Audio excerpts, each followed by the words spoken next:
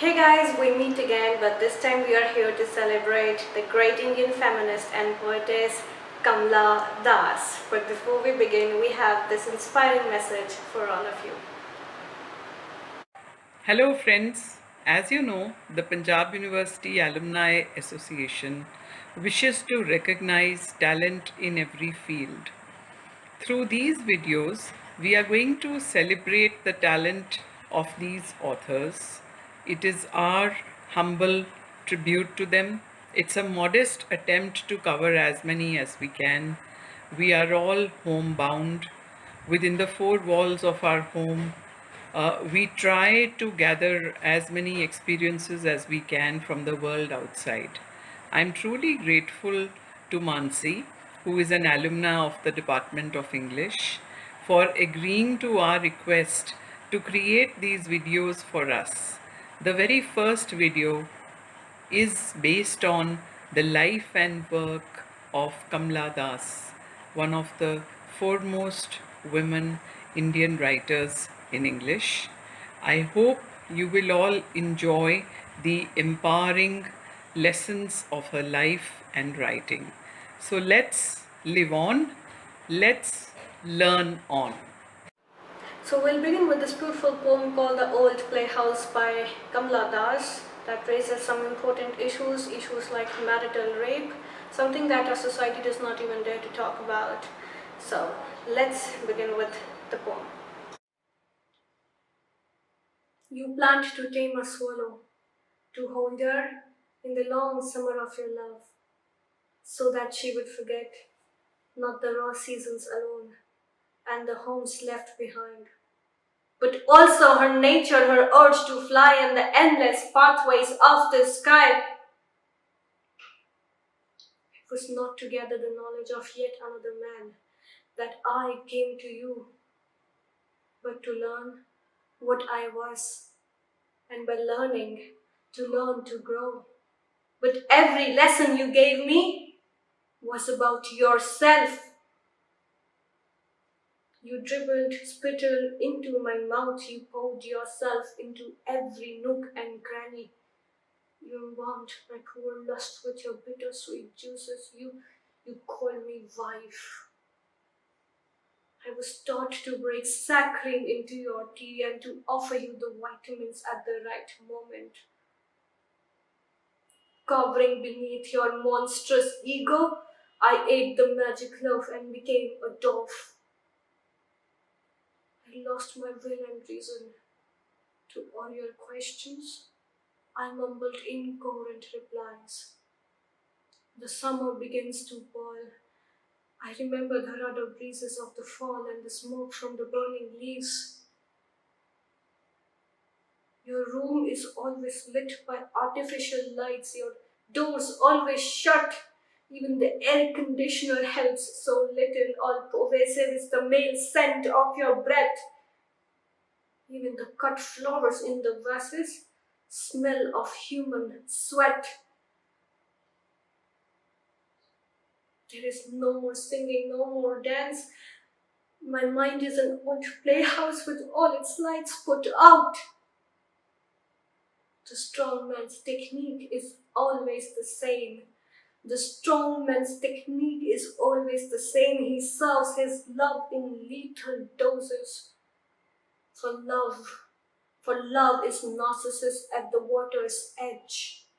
For love is Narcissus at the water's edge, haunted by his own lonely face. And yet, and yet it must seek an end, a pure, total freedom. And yet it must seek an end, a pure, total freedom. It will shatter the mirrors and erase the kind night to the water.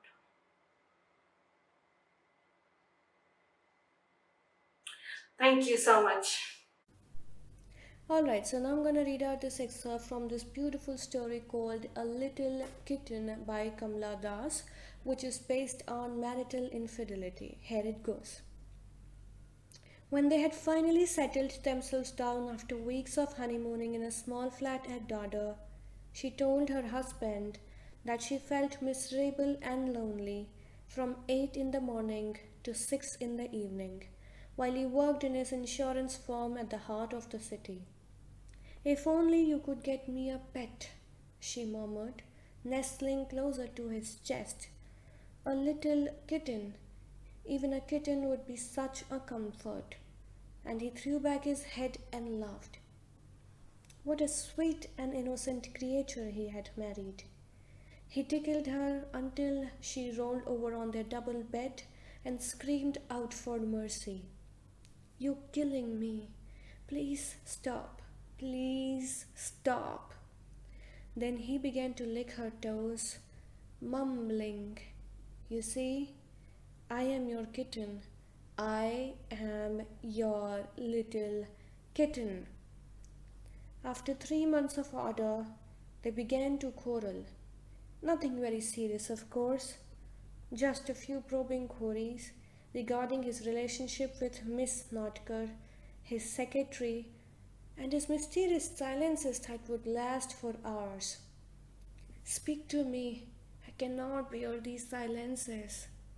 Leave me alone, he would say, and disappear into the bathroom. One day, she climbed upon a stool and peeped into the bathroom through the ventilator. He was seated on the edge of the tub, frowning. What are you doing there? She shouted at him. He got up and pulled the ventilator shut. It nearly snapped off her fingers. No wonder she was angry and frustrated. When they were on the best of terms, she used to take a bath in the evening after tea and buy a jasmine strand from the flower boy to hang from a long plait. She had naturally pink cheeks, but on tiring days when she saw herself pale, she cheated a little with a touch of rope which she kept hidden away. When Miss Natker was unwittingly drawn into the orbit of their life together, she stopped taking the evening bath. The flower boy went away, disappointed. Even the old Maharashtrian woman, who used to wash the vessels for her in the morning, began to wonder what had gone wrong. She had lost her bridal freshness. There was a new crease on her brow which sliced the red bindi into two halves. Pimples began to form on her cheeks. She found herself worrying about her digestion. Then, one day, he came home dead drunk after attending an office dinner. She tore her wedding sari into shreds. She grew frighteningly hysterical. Would you like to visit your parents for a month? He asked her. You look as if you need a change. She was alarmed. She went to look at her face secretly in the bathroom mirror. He was speaking the truth. She had lost the glow which she had before she settled down at Bombay. They were living close to a mill. She felt that the smoke from its chimney was darkening her skin. Yes, I need a change, she told him, but you will have to come with me. He gave for the first time a birthday gift to his secretary because he had begun to compare her with his petulant little wife. Miss Natker was serene. In fact, he had once heard the clerks teasingly called her Her Serene Highness. He thought it clever of the clerks. When he gave her an ivory figurine on her birthday, Miss Natker blushed very nicely and murmured, You should not have spent so much money on me. He had done it on an impulse. After all, he was not the demonstrative kind. And she was Miss Natker to him, although once she had asked him to call her by her name Indra. I heard that you were planning to leave us soon, Miss Natker, he said. That was their first evening together. They went to dark, smoke-filled restaurants and always took the corner table where they could sit half concealed behind potted cacti. At home, his wife sulked and lost her looks, thinking unkind thoughts incessantly. Once or twice, she put all her silks inside a trunk and decided to go back to Dharawar, but he dissuaded her. What will your parents say? he asked her. One day, when he came back home, wearily crossing the hall to go to their bedroom, he found his little wife seated before her dressing table, brushing her wavy hair. She turned her face to smile at him. He was taken aback. She looked so pink and healthy. There was a gleam in her dark eyes, a secret message for the male. He rushed forward to embrace her. "You look so pretty," he said, "so pretty and happy." Then he saw above her breasts a long red scratch. "What happened?" he asked her. "Did you find yourself a kitten?" He looked around. Perhaps it was hiding somewhere in the kitchen. "Is it a stray?" he asked her. She kept silent. She was looking over his head to a spot in the dusky sky. "What are you staring at?" he asked her. "I don't see anything there, but some clouds, some smoke." Alright, so now I'm gonna read out chapter number 1 from this beautiful work called My Story by Kamla Das. Here it goes. Because we don't have a lot of time to go through the entire work, so I'll be only reading out chapter number 1 for you. So, here it is. When I was a little child growing up in Calcutta, the British still ruled India. But in good society, they behaved like our equals. It was normal for a British family to have one or two close friends among the Indians with whom they were on visiting terms. My father's superior at that time was a balding, red-faced gentleman named Ross, who called my father my good friend Nair whenever he came to our house, thrilling all of us to our very bones. When we went once to Malabar for a month's stay with my grandmother, we lent our cook to Mrs. Ross so that she might teach him the rudiments of European cookery. With every vacation that we took, our cook advanced more and more in the culinary arts until our eating habits had to be altered to suit his sophistication. Instead of the rice and curry, he served us soups, cutlets, and a stew. For my mother, he cooked a plate of rice and lentils because he felt that it was too late to change her tastes. My father ate with a fork and knife. The children, my elder brother and I, eating early and unsupervised, ate Western meals with our little brown fingers, licking our hands, enjoying all that was served on our plates, while the cook stood by, frowning. He thought us savages. My father was always busy with his work at the automobile firm where he was employed, selling Rolls Royce, Humbers, and Bentleys to the Indian princes and their relatives. My mother, vague and indifferent, spent her time lying on her belly on a large four-post bed composing poems in Malayalam. We had no full-time maid at that time. The cook took us to the European school a furlong away and brought us back in the afternoon. He was not of an affectionate nature, so we grew up more or less neglected. And because we were aware of ourselves as neglected children in a social circle that pampered the young, there developed between us a strong relationship of love, the kind a leper may feel for his mate who pushed him on a handcart when they went on their begging rounds. My brother was plump and dark. His eyes were bright and circular. Although he was the cleverest in his class, the white boys made fun of him and tortured him by pushing pointed pencil up his nostril. One day his shirt front was covered with blood. He was stunned by the cruelty, but even the tears seemed inhibited, staying suspended on his lashes while William the bully exclaimed, "Blackie, your blood is red." I scratched his face in a mad rage, but was soon overpowered by the tough Anglo Indians who were always on the other side, fighting for the white man's rights. We did not tell our parents of tortures we underwent at school for wearing, under the school uniform of white twill, a nut brown skin. Occasionally, The school would get a distinguished visitor, a bird of bright plumage, a lightning for a short while, a governor's wife, a white mustached admiral, or a lady in grey silks claiming relationship with the family at Buckingham Palace. I do not know how our lady principal, whom we called Madam, managed to lure such august personages in. Ours was not a big school. Perhaps it was because we sang the national anthem, Rule Britannia, louder than the others. In the morning, while Madam sat at the grand piano on which stood the tinted photograph of the British royal family, and we raised our voice in song singing, Britons never, never shall be slaves. Even the postman slowed his walk to listen.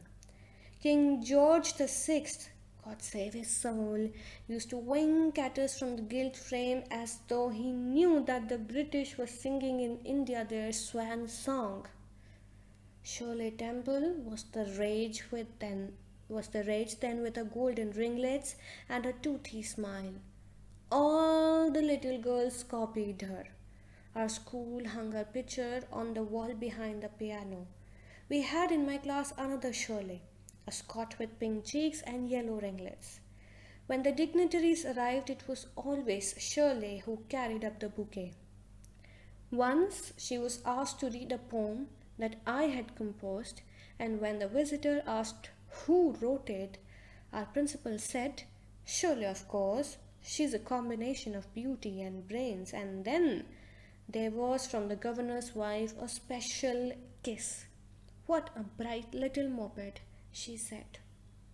When the visitors came, the brown children were always discreetly hidden away, swept under the carpet, told to wait in the corridor behind the lavatories where the school ayahs kept them company. None of us looked too pretty in those days. There were 6 in all, counting Louis the Black Anglo-Indian, who could not make up his mind which side to take. If we were hated by the white children, poor Louis was hated more, but he followed them about, clowning to put them in good humor, barking like a dog, and braying like an ass. Thank you.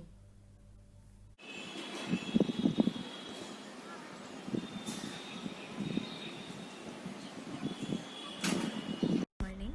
As a woman, I would love society to stop reminding me time and again that I am a woman and a weaker section of society. Also, that freedom in all its aspects and meanings stands very differently in the life of a woman. Only if the societal norms that were made long before we were born could change and society could understand that freedom in all its aspects and meanings does not lie in the gender but must be equal for everybody. Thank you. I would like to share my views on women's issue. Firstly, what I personally experience about girls' education. Several measures have been taken to promote girls' education, but they are very limited. That brings big discourse in our society for girls. That girls' education is limited to being literate, not educated. They are being educated just to acquire better bridegroom, which is not similar for another gender of our society, who that is male. They are not educated to acquire better bride. Instead, their education focus on financial autonomy. Second point, we always talk about equal pay, but we never focus on emotional stability, which has been harshly harmed our females compared to males. What I personally believe that equality begins from home, whether she is your daughter, daughter-in-law, mother, or any female member of family should be equally treated for love, care, and respect, because love, care, respect has no gender. Third point, if women work outside and men of the house don't, it's totally fine and okay. It is their personal choice and we should not disgrace them.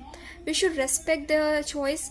At last, on behalf of female sex, including me, I would like to say we don't want more, we just want equal as human being. Thank you. Hello everybody, my name is Arshia from Ankur School, PU Chandigarh. As a girl, I think that the society must not tell us that number one, we are girls and are not equal to boys. Number two, we should not go anywhere alone at the night. Number three, that our fathers and brothers will always be looking after us. Number four, we have no need to take high quality education. Number five, we should not do jobs or become self-employed. So these are the main things that are in urban India. I think that this should not be told to a girl child as it affects them mentally, and in this way their dignity is violated.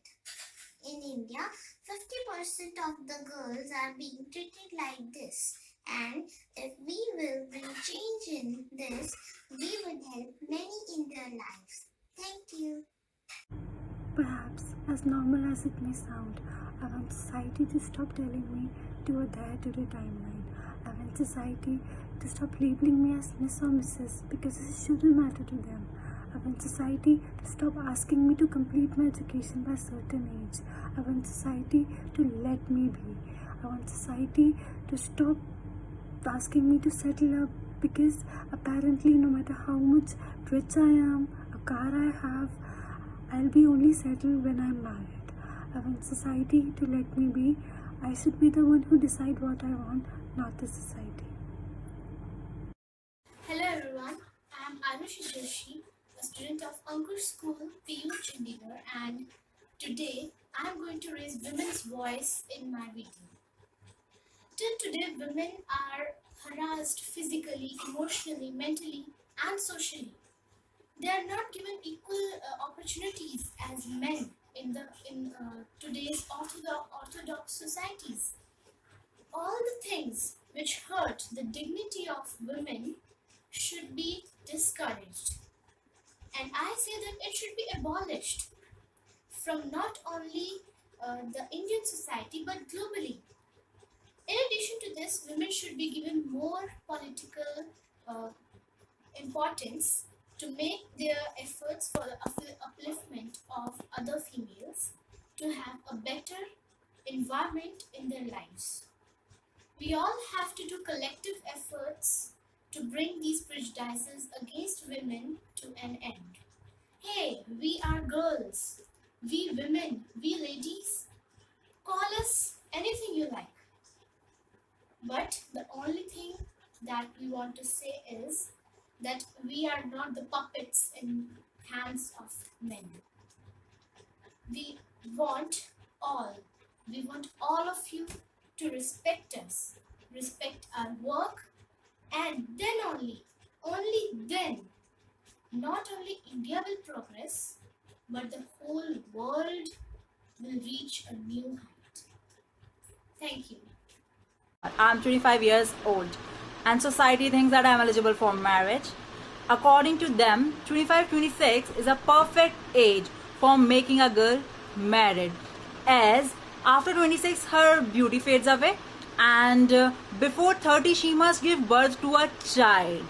And if a girl don't follow all this, then society start poking her, doubt on her character, do gossip about her and whatnot, even give endless advices to her family members, especially parents. Support us in making our career. Let us be proud of ourselves. Making a girl married without her wish is like cutting the feathers of a flying bird. Let us fly. Let us be ourselves. Thank you so much for listening me. Bye bye. Take care.